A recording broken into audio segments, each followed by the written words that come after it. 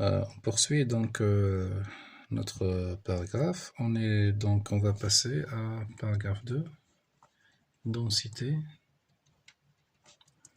d'une partie de R.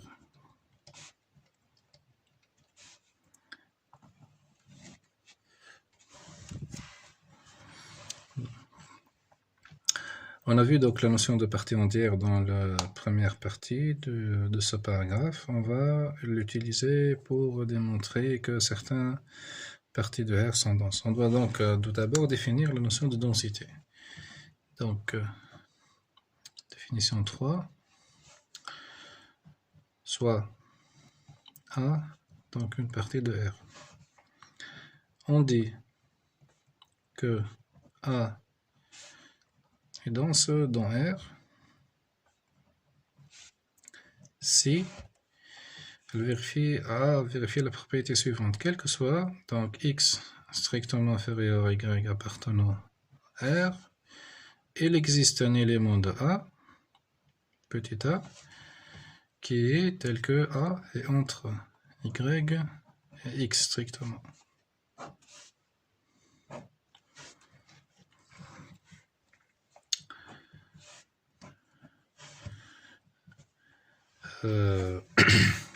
Donc, ça c'est la définition de la densité. En fait, on peut reformuler, il y a une autre reformulation en termes d'intervalle. En fait, A est dense dans R si et seulement si, quel que soit I, donc intervalle de R, c'est un intervalle quelconque, il n'est pas nécessaire qu'il soit ouvert ou borné, quel que soit l'intervalle de R, I inter A est non vide. En fait, cette reformulation est équivalente à la définition du fait que tout intervalle I de R contient un intervalle ouvert de la forme XY. Donc, cette reformulation en termes d'intervalle permet de généraliser la notion de densité sans utiliser la relation d'ordre. Et du coup, donc, la notion de densité, c'est une notion topologique qui dépend de propriétés topologiques de l'espace. Ok? Donc, on va commencer à démontrer notre premier résultat qui concerne la densité de Q. Donc, Q est dense. Donc, elle est dense dans R. La preuve.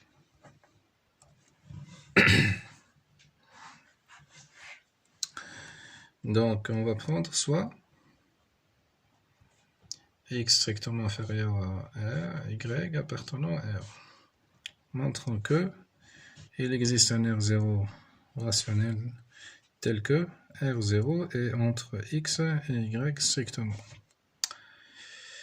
Donc, R0 étant rationnel, ceci équivaut à dire que R0 est égal à P0 sur Q0 avec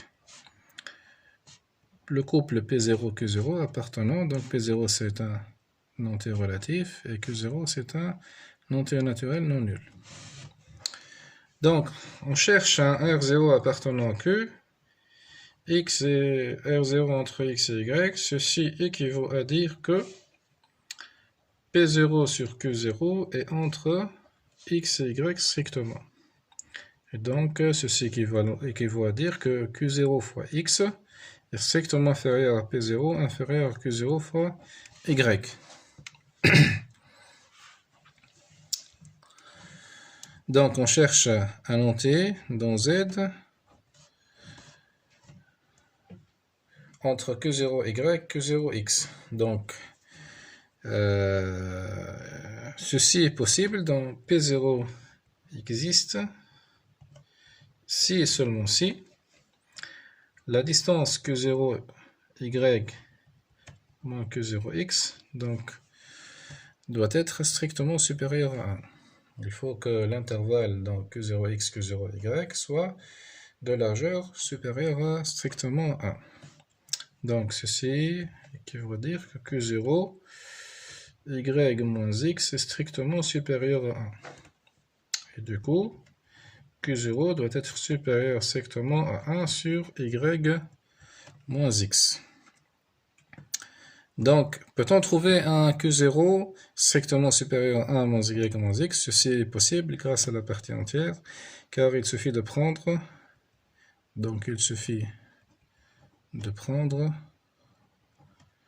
Q0 égale partie entière de 1 sur y moins x plus 1.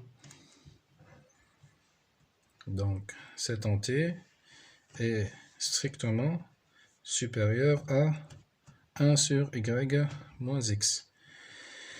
Une fois qu'on a pu construire Q0, alors P0 existe. En fait, P0, ce n'est que... Donc, Q0, ça sera... donc, il est entre Q0y, Q0x. On peut choisir donc P0. C'est la partie entière de Q0x plus 1.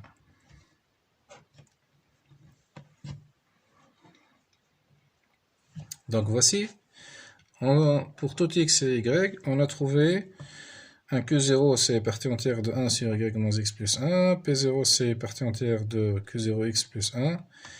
Et donc, on a obtenu notre R0, c'est un rationnel. On est passé par des équivalences. Et du coup, donc on peut retourner, rebrousser notre chemin logique. Et donc, R0 est bien donc U. Et donc voilà, la partie entière nous a permis donc de démontrer que Q est dense dans R. Ok. On va déduire donc que R privé de Q, donc les irrationnels sont aussi denses dans R. L'ensemble des irrationnels est dense dans R. Donc ceci, on va le déduire de la proposition précédente. En fait, si on prend soit x, y appartenant à R, on a démontré que, donc on prend x strictement inférieur à y, on a démontré, alors il existe un R0 appartenant à Q. Or, nous, on veut démontrer qu'il existe un élément qui n'appartient pas à Q. Donc, qu'est-ce qu'on va faire? Si on décale y par moins racine de 2, x par moins racine de 2, donc, quel que soit...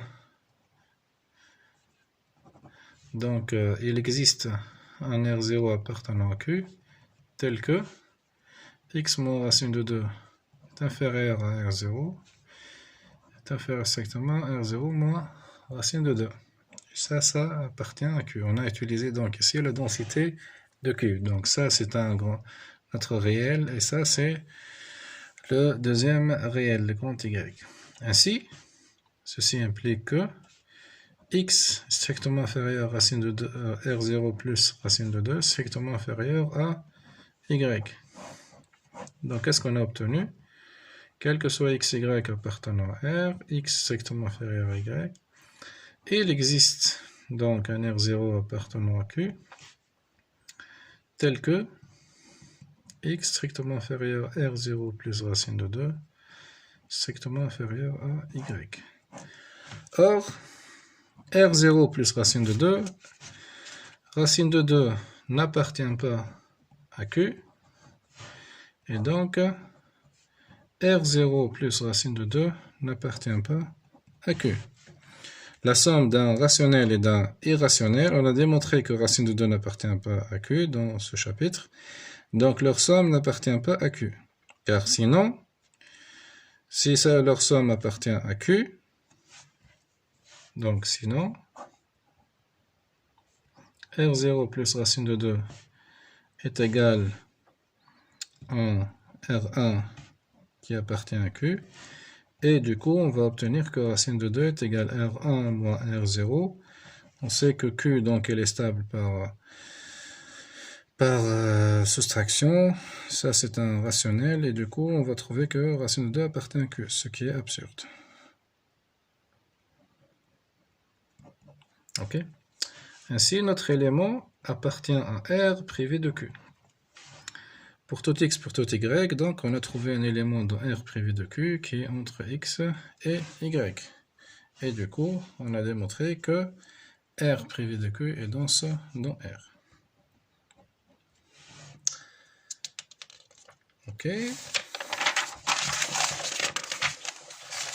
Donc, Q est dense dans R privé de Q est dense dans R. Si on prend une partie dans Q, donc si on élimine quelques éléments de Q, est-ce qu'elle va rester dense dans R? Et donc, on va prendre la proposition suivante concerne l'ensemble des décimaux. L'ensemble des nombres décimaux D, et on va démontrer qu'il est dense dans R. Donc la preuve, elle est en partie similaire à celle de Q, avec quelques petits changements. Donc on va prendre soit XY appartenant à R, X strictement inférieur à Y. Donc on va chercher, montrant qu'il existe donc je vais prendre un nombre D, appartenant à D, tel que nombre de décimaux, X strictement inférieur à D, strictement inférieur à Y. Donc, D appartenant, c'est un nombre décimal, ceci équivaut à dire que D s'écrit sous la forme P sur 10 à la puissance N. Donc P appartenant à Z et N appartenant à N. C'est un entier naturel. Donc, on veut que D soit strictement supérieur à X, strictement inférieur à Y. Ceci donc équivaut à P sur 10 puissance N strictement supérieur à X, strictement supérieur à Y, équivaut à dire que 10 à la puissance N fois X, strictement inférieur à P, strictement inférieur à 10 à la puissance N, Y.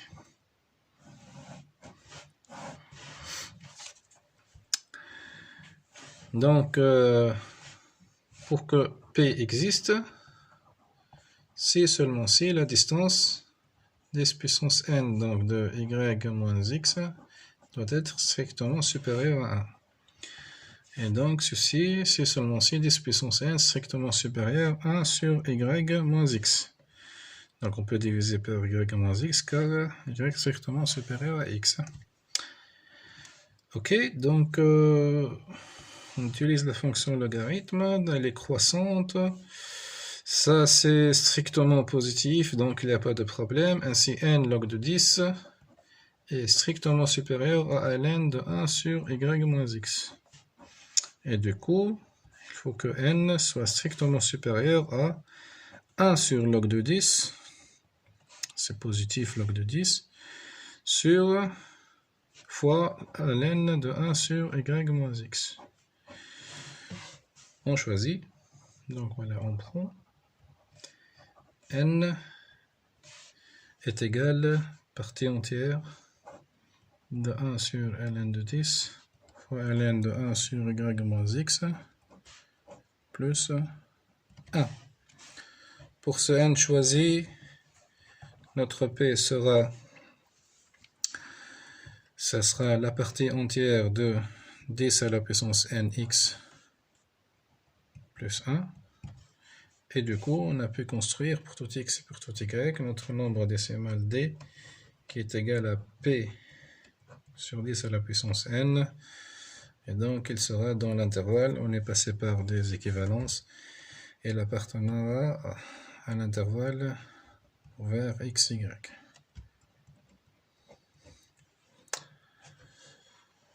Très bien.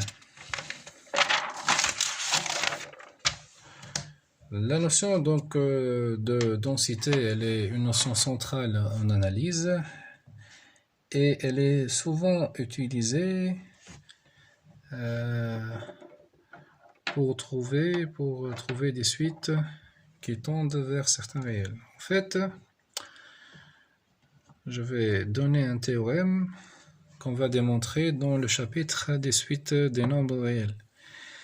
Donc le théorème, il caractérise, on l'appelle caractérisation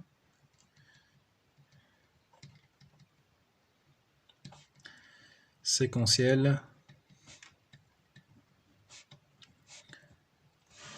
donc de la densité. Donc il y a plusieurs caractérisations séquentielles de la densité, de la continuité, de la borne sup. On va voir tout ça dans les chapitres qui suivent. Donc la caractérisation séquentielle, c'est qu'on va utiliser les suites pour caractériser cette notion. Ainsi, si on prend soit A une partie de R, alors A est dense dans R, si seulement si il existe une suite UN, ce sera une suite d'éléments de A, tels que UN. Et donc, quel que soit l'élément X appartenant à A, je vais prendre petit a, quel que soit un élément de A, on peut trouver une suite, quel que soit un élément de R, X, c'est pas... Quel que soit X appartenant à R, il existe une suite de A, telle que, qui converge vers X. Ainsi, tout élément de R sera limite d'une suite d'éléments de A. Donc, la densité nous permet de construire des suites dans la partie qui est dense vers les réels. Donc, on a vu que Q est dense dans R. Donc la démonstration de ce théorème, on va la voir dans le chapitre des suites. Pour le moment, je reviens à la densité de Q. On a dit que Q est dense dans R. Et d'après le théorème, il y aura donc une suite. Donc en principe, il existe une suite UN de rationnels qui convergent vers tout élément. Donc pour tout élément X de R, il y aura une suite telle que UN converge vers X. Bon, donc le théorème nous donne naissance de cette existence, mais comment construire une telle suite? En fait, utilisons la partie entière, ceci est possible. Donc, il suffit d'apprendre UN est égal partie entière de NX sur N, quel que soit N, donc appartenant à une étoile. On va montrer, donc j'ai pris X appartenant à R.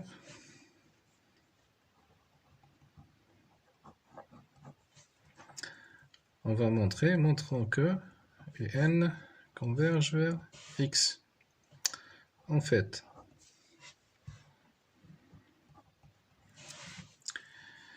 si on encadre partie entière de NX, elle est inférieure ou égale à NX et strictement supérieure à NX moins 1, par définition de la partie entière. Donc, et ceci, quel que soit N appartenant à N étoile. Et bien sûr, quel que soit X. Donc, ceci implique que, si on divise par N, on va trouver partie entière de NX sur N est inférieure ou égale à X est strictement supérieur à X moins 1 sur N. Donc, ce terme X moins 1 sur N, c'est une suite donc, qui converge vers X, et X, ça, on peut l'avoir comme une suite constante, donc ça converge vers X. Et par le théorème de l'encadrement des suites, on démontre que partie entière de nx sur n converge vers x. Donc ça c'est un. On voit que aussi que quel que soit n appartenant à n, un est inférieur à x. C'est une suite qui est inférieure à x et qui converge vers x. Donc on a construit. On voit bien que un donc appartient à q. Donc la partie entière, ça c'est dans z, et ça c'est un entier, et du coup donc la suite un est dans q. Donc voilà. Q est dense dans R, on peut construire une suite qui converge vers X. Et donc voilà. Dans la vidéo suivante, on va donc passer troisième partie qui concerne donc l'approximation décimale.